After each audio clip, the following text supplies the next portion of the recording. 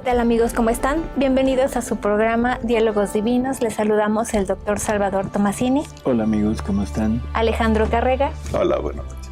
Y su servidora Alejandra López. Continuamos con la introducción a la Divina Voluntad y seguimos con la lección número 6. Sí, aquí necesitamos, aparentemente vamos a hacer un brinco en el orden que llevaba el libro 1. Porque muchas de las cosas que vienen, o sea, que vienen en las lecciones, prácticamente son exclusivas para Luisa, para su misión. La misión de ser el inicio de la divina voluntad del reino, la divina voluntad en la tierra.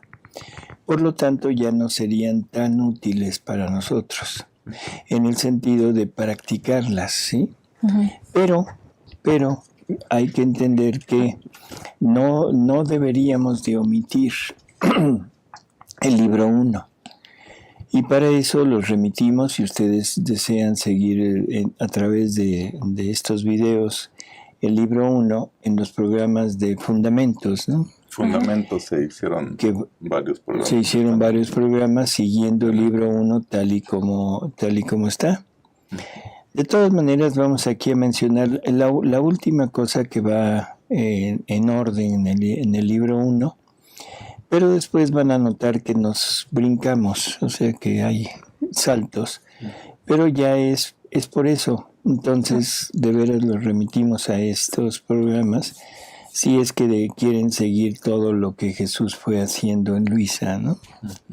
Bueno, ¿qué es lo que sigue aquí? Bueno, ya vimos que también la puso en la batalla con el demonio. Uh-huh. Y ya salió librada. Ya salió librada. Sí. Yo diría que salió vencedora, ¿no? Vencedora. Así uh-huh. es. Así como va a salir vencedora el alma que vive en la divina voluntad. Así es. Muy bien. Y esto, bueno, pues es conveniente, ¿no? El entender que después de eso el alma queda totalmente purificada. Recordemos las palabras de Jesús. No hay otra forma de llegar a esa purificación total más que en la batalla. Así que todo lo que podamos hacer es preparativo para ese momento, ¿no? De la batalla. Así que bueno, pues sigamos adelante con nuestra enseñanza que nos brinda Jesús, que como repito es la última cosa que vamos a nombrar del libro 1. Dice, es en este estado cuando un día ve a Jesús rodeado de enemigos. ¿Quién lo golpeaba? ¿Quién lo abofeteaba? ¿Quién le clavaba las espinas en la cabeza? ¿Quién le rompía las piernas? ¿Quién los brazos? Después que lo redujeron casi en pedazos, lo pusieron en los brazos de la Virgen. Entonces ella lo tomó entre sus brazos, se acercó a Luisa y llorando le dice, «Hija, mira cómo es tratado mi hijo por los hombres. Las horribles ofensas que cometen jamás le dan tregua. Míralo cómo sufre». Esto es importante, las palabras de la Virgen aquí, o sea, jamás le dan tregua. No es que Jesús haya venido, haya sufrido y ya ahorita es impasible, ¿no? Impasible en su humanidad, sí, pero Él sigue sufriendo todos los embates de pecados que cometemos toda la familia humana.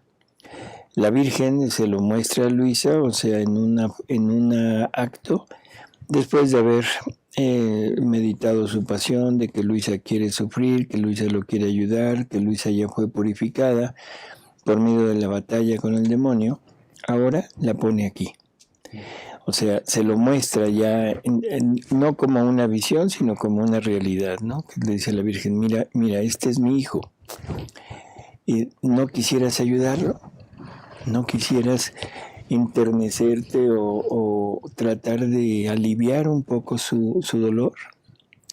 La impresión que se ha de haber llevado Luisa, ya de verlo así en vivo y a todo color, ¿no? Sí, ¿no? Sí. Así es. Entonces, y el hecho de que debemos entender que esto es lo que todos los hombres siguen haciéndole, sin tregua. sin tregua. Y la Virgen también lo sigue pidiendo, ¿no? ¿No quieres compadecerte de mi hijo? Así es. Y en la actualidad, o sea, la Virgen sigue diciendo prácticamente lo mismo, ¿no? O sea, ya no pequen, conviértanse, recen, ¿sí? Así que, bueno, esto es algo que es actual todavía, ¿no? Uh-huh. El mismo mensaje. Así es. Sí, todas las apariciones de la Virgen Hablan de esto. Yo en alguna ocasión pensaba, dije, qué curiosos somos, ¿no? Nos fijamos mucho en el mensaje apocalíptico. Uh-huh. O sea, cuando estamos viendo los mensajes de la Virgen, como que nuestra mente se aboca más a la parte de los castigos, de lo que viene, que a la parte del por qué. Sí.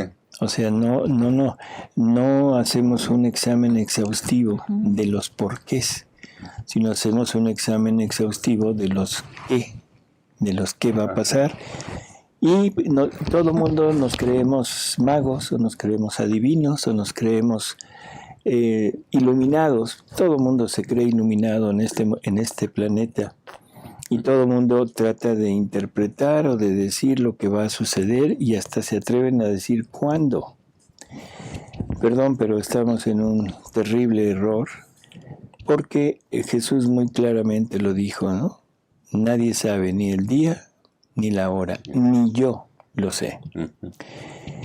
Si la divinidad no quiso decir cuál va a ser el castigo, mucho menos nosotros podemos tratar de... Esas son elucubraciones mentales. Uh-huh. O sea, de va a pasar esto, va a pasar lo otro, va a pasar aquello. Olvídenlo, eso es totalmente cuestión humana. Lo que Dios vaya a decidir hacer, eso depende de Él. Y no tenemos nada que investigar. Lo único es estar atento a los signos de los tiempos, eso sí. Porque Jesús nos pone alertas y nos dice... que nos fijemos en esos signos de los tiempos. ¿En dónde están los signos de los tiempos? ¿En dónde los vemos? ¿En la sociedad? ¿En el mundo? No, en la iglesia. Sí, pues sí. Ahí es en donde está el punto. El mundo puede hacer, deshacer, pero la iglesia debería de seguir firme, totalmente firme. Cuando la iglesia empieza a relajarse, esos signos sí son importantes, porque ahí sí se habla no de la apostasía laical, sino de la apostasía dentro de la propia iglesia, ¿no? Eso es muy fuerte, ¿no? Sí. Muy fuerte. Pero, bueno, son cosas que la iglesia definitivamente condena. Y condena al decir, cuando se dice que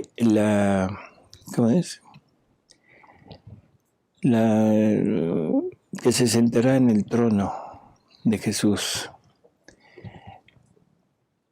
Ay, Dios mío, perdón. Que todo lo que la impostura religiosa se va a sentar dentro de la iglesia y va a fungir como si fuera Jesús, ¿no? Eso realmente no se puede decir, porque en el momento que la iglesia, que algo o alguien de la iglesia falle, deja de ser iglesia. Sí. O sea, automáticamente. Por lo tanto, automáticamente se irá poniendo cada uno en su lugar, y cada uno que se ponga en su lugar dentro de la iglesia, dentro de la jerarquía, o fuera de la iglesia, dentro del laicado, automáticamente se sale de la iglesia. Entonces no se puede decir que la desolación de la... ¿Cómo decir? De la abominación. La abominación de la desolación se sentará en el trono de la iglesia. Eso no se puede decir porque nunca será iglesia eso en donde Él esté. Sí. Así que bueno. Pero también dijo que la iglesia va a pasar la pasión también, ¿no? Sí, o sea, pero no va a morir, o sea, quedará herida, quedará agonizante, pero resurgirá nuevamente, ¿no? Lo que sí es que ese resurgir nuevamente va a ser a través del triunfo de los corazones inmaculados de María y de Jesús.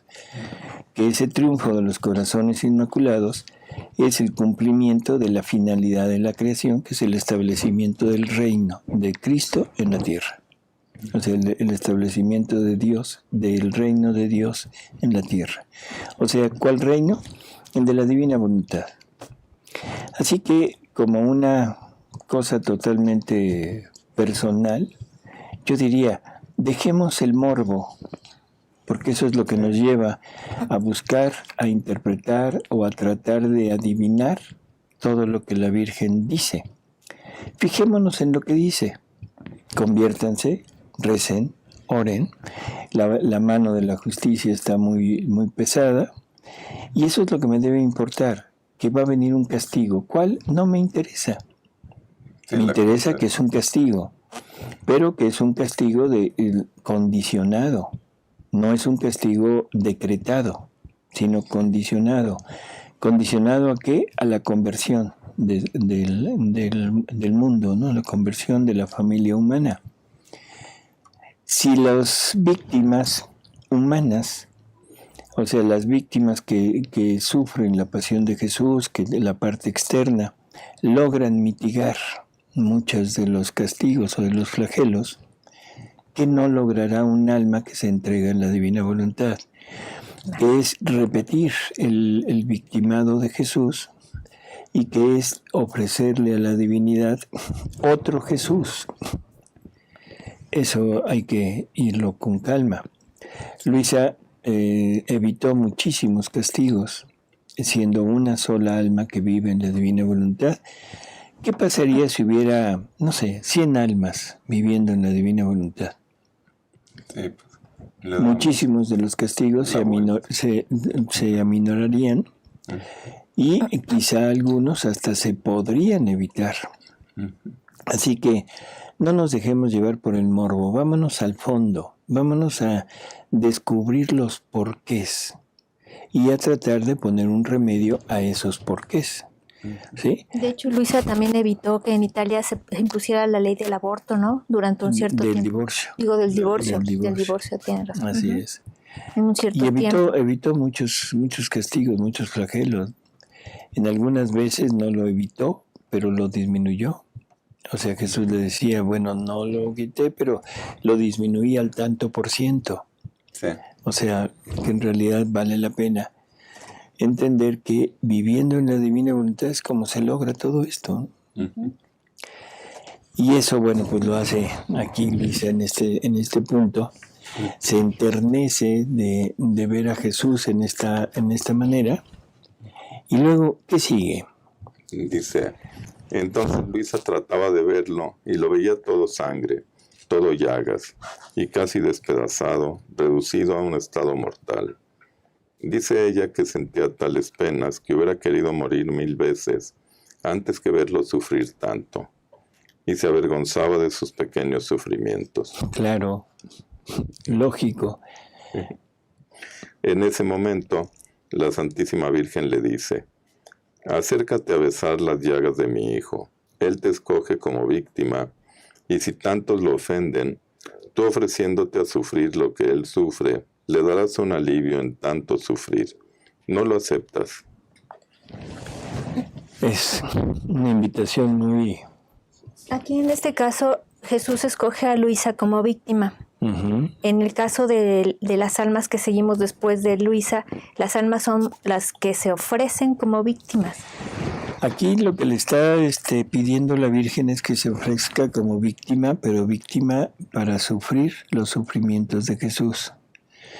La crucifixión, la coronación de espinas, los flagelos, o sea, toda la parte externa, ¿sí? Por eso es que le piden que se ofrezca como víctima, sobre todo porque está al principio.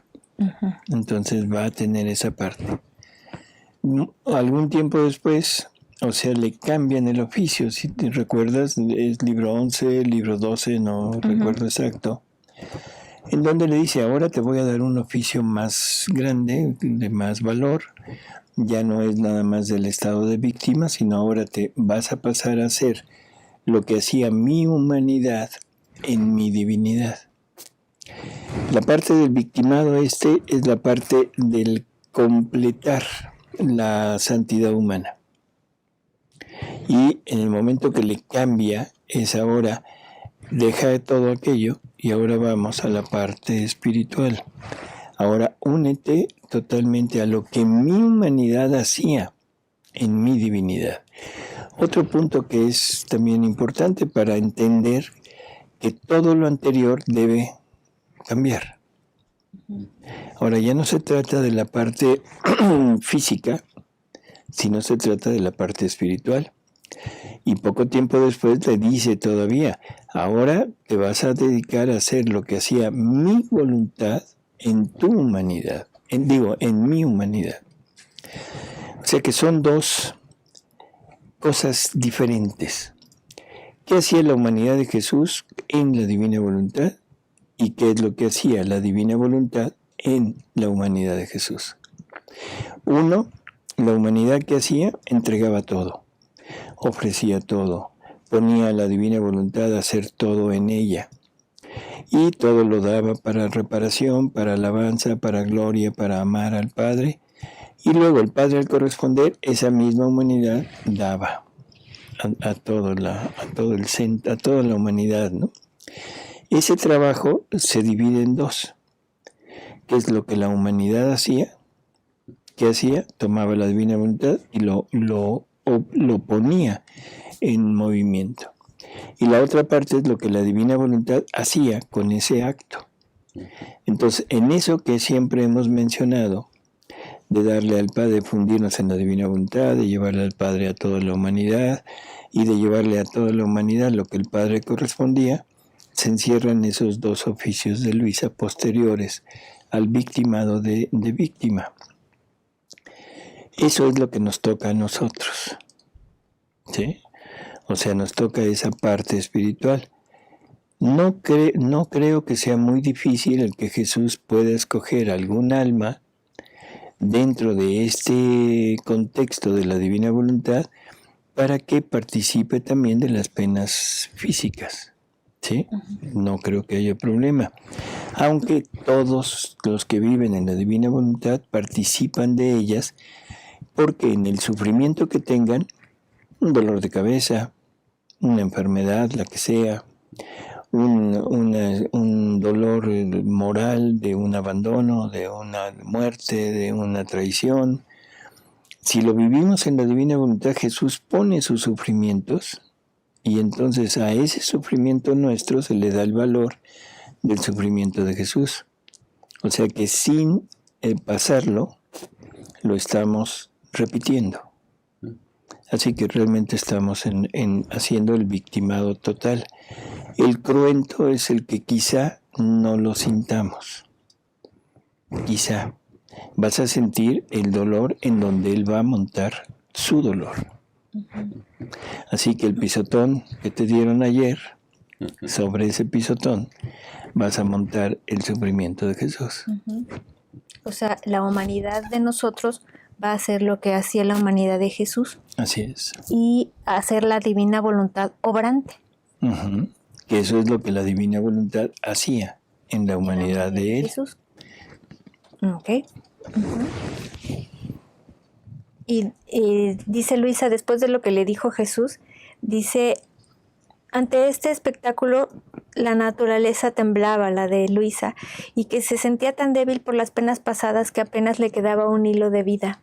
Y veía a los demonios que alborotaban y hacían mucho ruido, y veía que todo lo que había visto, que le habían hecho al Señor, debían hacérselo a ella, se aceptaba. Tremenda, Sí. Tremenda situación, ¿no? Dice, aquí la enseñanza de Jesús la debemos tomar al pie de la letra para nosotros, pues le dice, lo que quiero de ti es que te abandones como muerta entre mis brazos, hasta en tanto tú tengas los ojos abiertos para ver lo que yo hago y lo que hacen y dicen las criaturas. Yo no puedo libremente obrar sobre ti. ¿No quieres fiarte de mí? ¿No sabes cuánto te amo y que todo lo que permito, o por medio de las criaturas, o por medio de los demonios, o por medio mío directamente, es para tu verdadero bien, y no sirve para otra cosa que para conducir a tu alma al estado para el cual la he elegido. Por eso quiero que a ojos cerrados te estés entre mis brazos, sin mirar ni investigar esto o aquello, fiándote enteramente de mí y dejándome obrar libremente. Si en cambio quieres hacer lo contrario, perderás el tiempo y llegarás al opuesto de lo que quiero hacer de ti. Bueno, esto también es muy, muy importante, ¿no? No vamos a tratar de investigar lo que pasa. No vamos a tratar de investigar los porqués, los quiénes, ¿sí? O sea, no, qué es lo que está encerrado aquí. O sea, el punto es, todo lo que te suceda es para bien tuyo, es para tu purificación. Por lo tanto, no te fijes en lo que los demás hagan o digan, ¿sí? Porque mientras estés puesto en eso, Él no puede seguir actuando, obrando en nosotros. No te puede seguir purificando. Entonces simplemente abandonarse y decir sí, Señor, y adelante, ¿no? Sí.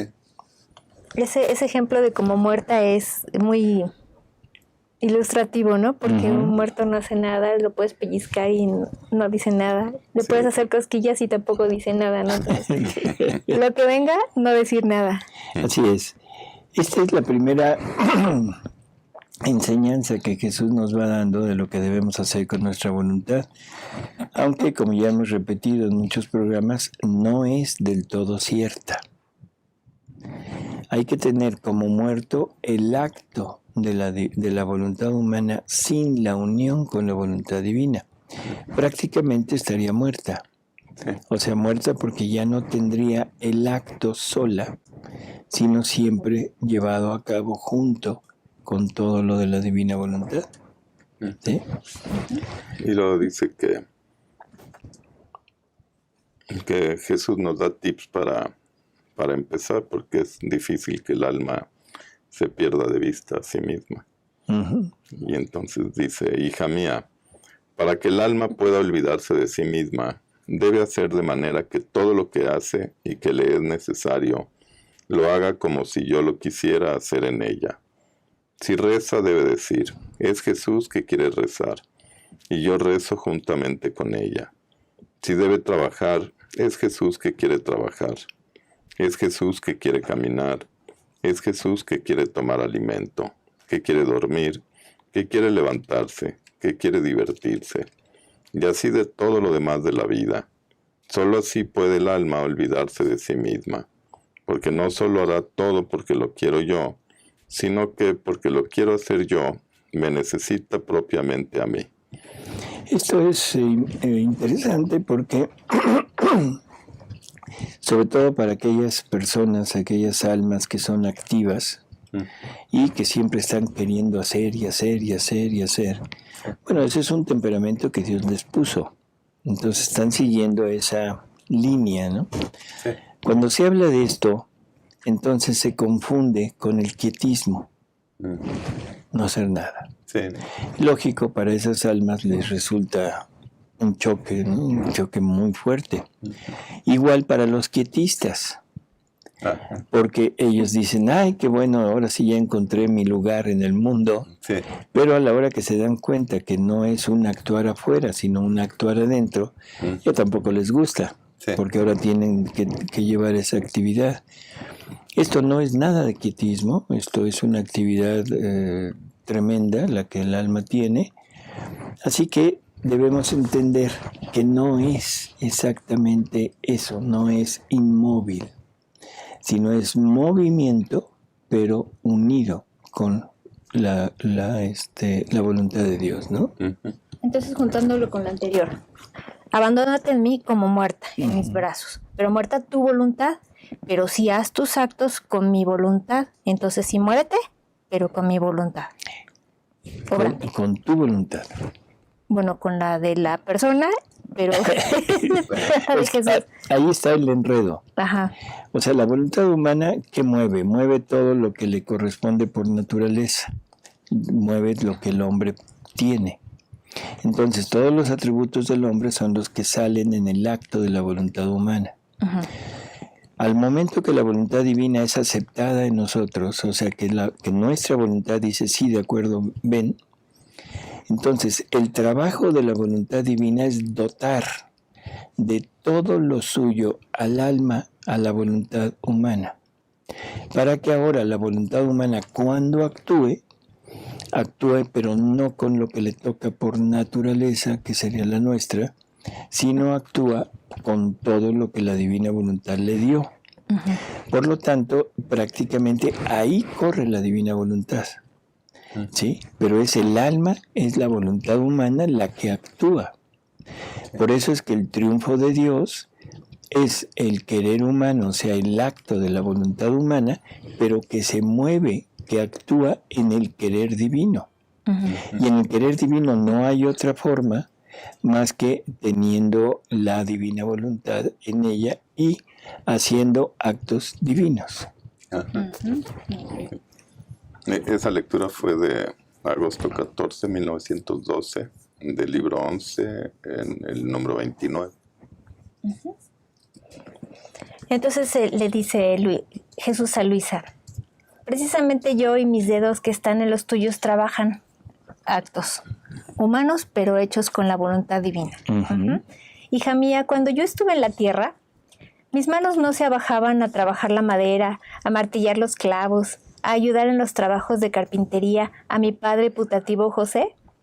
Y mientras esto hacía con esas mismas manos, con esos dedos, creaba las almas, a otras las llamaba a la otra vida, divinizaba a otras las acciones, todas las acciones humanas, las santificaba dando a cada una un mérito divino.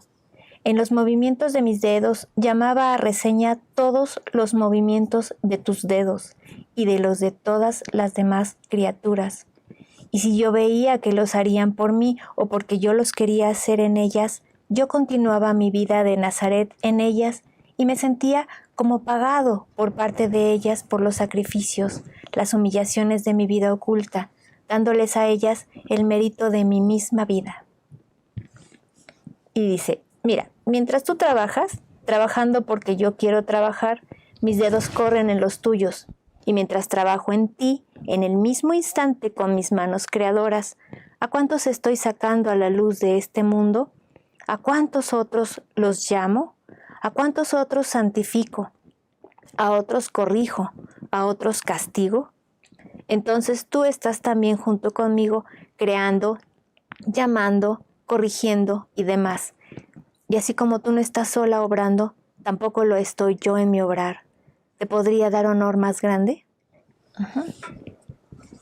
Jesús le dice, respecto a las criaturas, usa un profundo silencio. Sé benigna y dócil con todos. Haz que tu vida, tu respiro, tus pensamientos y afectos sean continuos actos de reparación que aplaquen mi justicia, ofreciéndome también las molestias que te dan las criaturas, que no serán pocas. ¿No recuerdas que también yo sufrí de parte de toda clase de personas? Unos pensaban de mí de un modo y otros de otro. Las cosas más santas que yo hacía eran juzgadas por ellos como defectuosas, malas. Hasta me dijeron que era un endemoniado, tanto que me veían con ojos siniestros.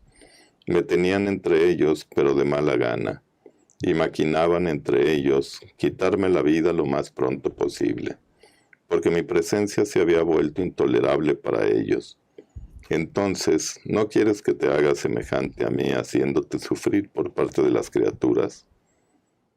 Y agregaba, tu confianza debe estar solo en mí.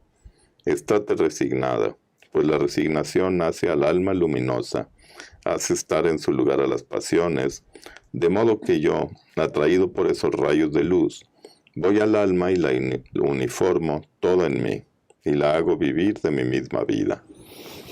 Bueno, que nos está diciendo prácticamente lo mismo, ¿no? Uh-huh.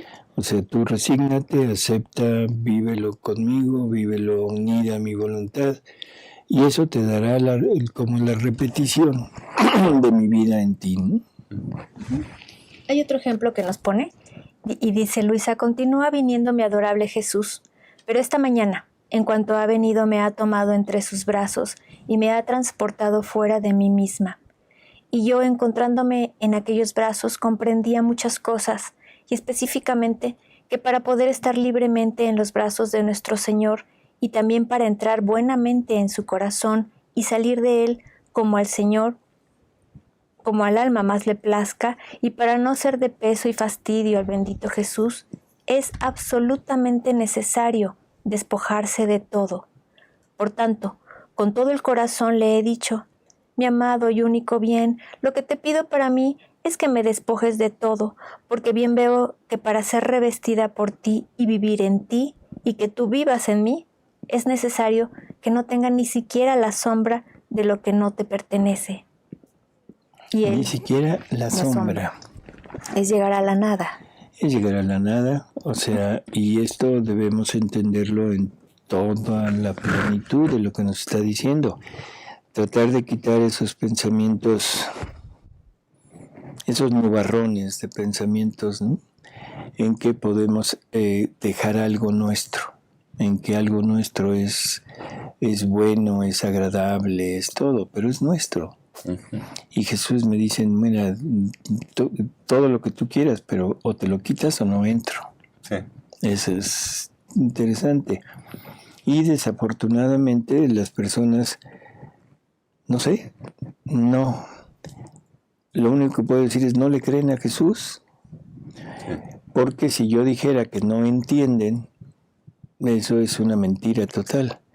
Porque Jesús le dice a Luisa, mi hija, no es que no quieran, no es que no se comprenda, no quieren comprender. Ese es el punto. No se quiere comprender porque para ellos, para ellas, lo suyo es lo fundamental. Lo mío es simplemente un anexo. Es un anexo a lo anterior. Cada quien haga lo que su voluntad le dicte. Sí. Y le decía a Jesús: hija mía, la cosa principal para que yo entre en un alma y forme mi habitación en ella es el desapego total de toda cosa. Sin esto, no solo no puedo morar en ella, sino que ni siquiera alguna virtud puede tomar habitación en el alma. Eso es tremendo también, ¿no? Yo lo veo como algo de veras pavoroso, ¿no? Sí. Que ni siquiera una virtud pueda tomar posesión de esa alma si no se quita eso. Así que bueno, pues, ¿qué más podemos decir? ¿Seguimos? Después que el alma ha hecho salir todo de sí, entonces yo entro en ella, y unido con la voluntad del alma, fabricamos una casa. Los cimientos de esta casa se basan en la humildad, y cuanto más profundos sean, tanto más altos y fuertes resultan los muros.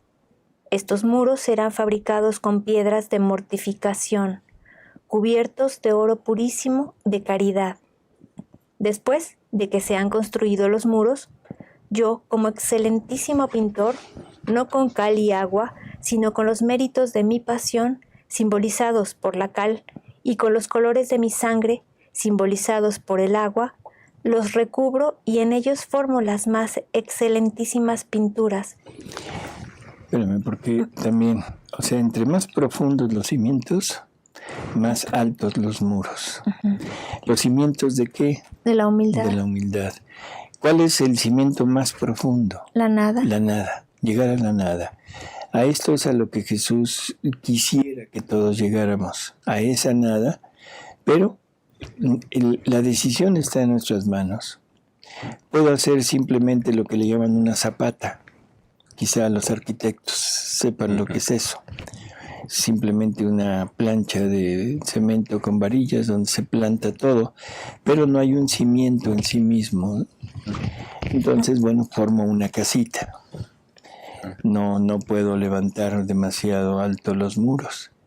Pero imaginemos que logramos llegar a nuestra nada. Es un cimiento profundísimo, en donde los muros pueden llegar a alturas totalmente inconcebibles, ¿no?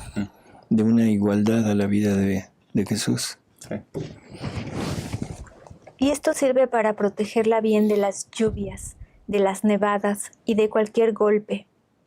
Inmediatamente después vienen las puertas, y para hacer que éstas sean sólidas como de madera, no sujetas a la polilla, es necesario el silencio, que forma la muerte de los sentidos exteriores. Para custodiar esta casa es necesario un guardián que vigile por todas partes. Espérame, porque creo que aquí vale la pena. O sea, primero, necesitamos los méritos de la pasión de Jesús, ¿sí?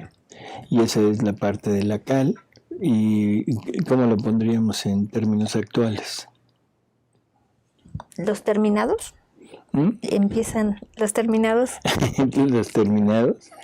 O sea, es el recubrimiento, ¿no? O sea, el yeso, el cemento aplanado, no sé qué cosas pongan en la actualidad, pero bueno, sería como el terminado. Uh-huh. Entonces, esos son los méritos de su pasión.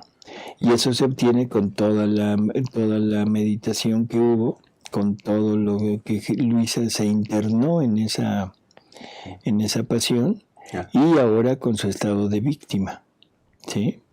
Así que por ahí andamos todos prácticamente en esto. Uh-huh.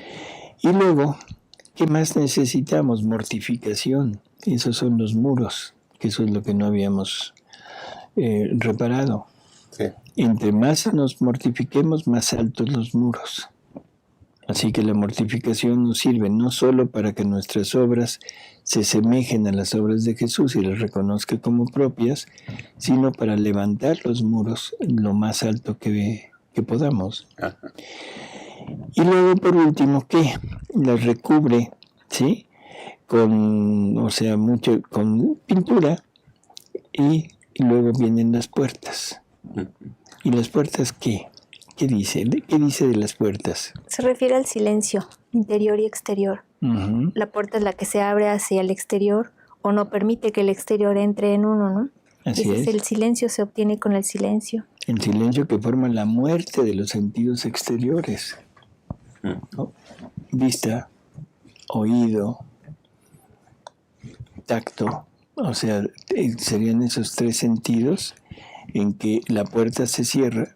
Con llave. Ya. Sí, se avienta la llave fuera, ¿no? Bueno, eso sería, a ver, seguimos. Para custodiar esta casa es necesario un guardián que vigile por todas partes, por dentro y por fuera. Y este es el santo temor de Dios. No es el miedo a Dios, ¿eh? Santo temor de Dios. Sino el temor de ofenderlo, el temor de ir a causarle algún dolor, algún sufrimiento. Uh-huh.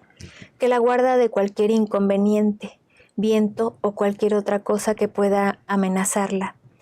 Este temor será la salvaguardia de esta casa, que hará obrar al alma no por temor de la pena, sino por temor de ofender al propietario de esta casa. Este santo temor debe hacer que todo se haga para agradar a Dios, sin ninguna otra intención. Enseguida se debe adornar esta casa y llenarla de tesoros. Estos tesoros no deben ser otra cosa que los deseos santos, lágrimas. Estos eran los tesoros del Antiguo Testamento y en ellos encontraron su salvación, en el cumplimiento de sus votos, su consolación, la fuerza en los sufrimientos.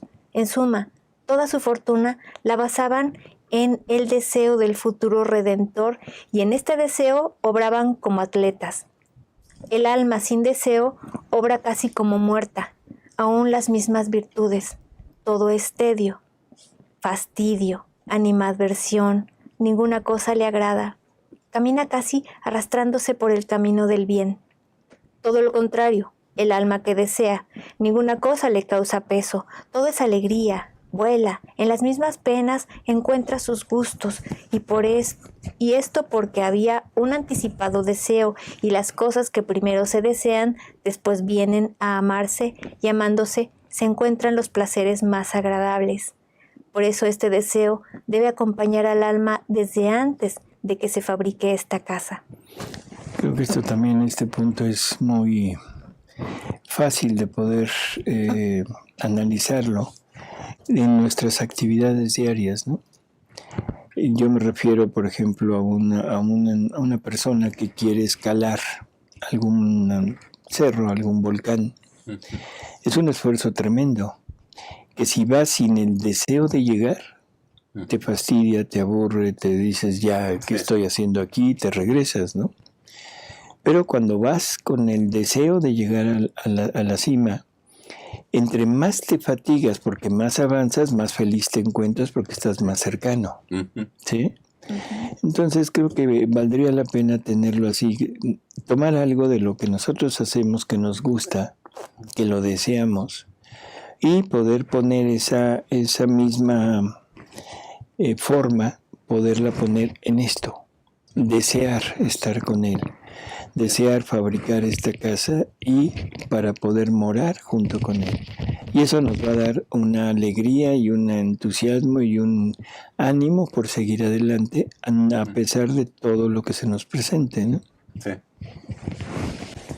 Los adornos de esta casa serán las piedras más preciosas, las perlas, las gemas más costosas de esta mi vida, basada siempre en el sufrir y el puro sufrir. Y como aquel que la habita es el dador de todo bien, pone en ella el ajuar de todas las virtudes, la perfuma con los más suaves olores, siembra las flores más encantadoras y perfumadas, hace sonar una música celestial de las más agradables, hace respirar un aire de paraíso. He olvidado decir que se necesita ver si hay paz doméstica, y esta no debe ser otra cosa que el recogimiento y el silencio de los sentidos interiores. Esa es otra puerta que se debe poner para no dejar actuar a nuestra imaginación, que está continuamente dando, como diríamos, motivos de entretenimiento y a veces de entretenimiento absurdo. Porque siempre estamos pensando en cosas que a veces fantasiosas, a veces reales y a veces totalmente irreales, ¿no? Estamos pensando en qué pasaría si pasa esto, si pasa lo otro, y eso no nos permite centrarnos en lo que estamos haciendo.